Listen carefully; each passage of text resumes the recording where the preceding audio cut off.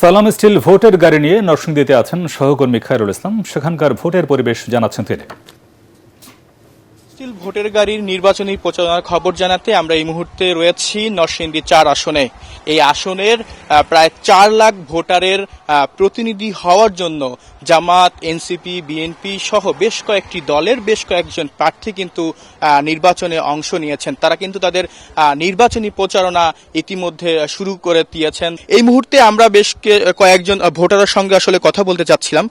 আমাদেরকে একটু বলবেন যে আসলে আপনারা আপনাদের এই অঞ্চলের জন্য আসলে কেমন প্রার্থী চাচ্ছেন?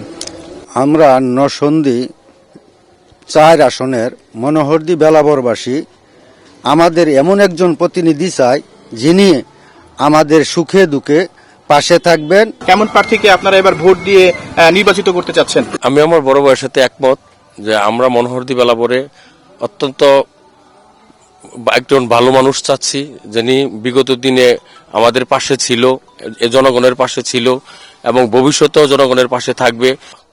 যে যেমনটি বলছিলেন এখানকার ভোটাররা আসলে তারা এবারে নির্বাচনে একজন সৎ যোগ্য প্রার্থীকে তারা আসলে নির্বাচিত করতে চাচ্ছেন, যাকে হচ্ছে তারা সুখে দুঃখে সবসময় তারা তাকে পাশে পাবেন এমন একজন প্রার্থীকে তারা আসলে ভোট দিয়ে নির্বাচিত করতে যাচ্ছেন।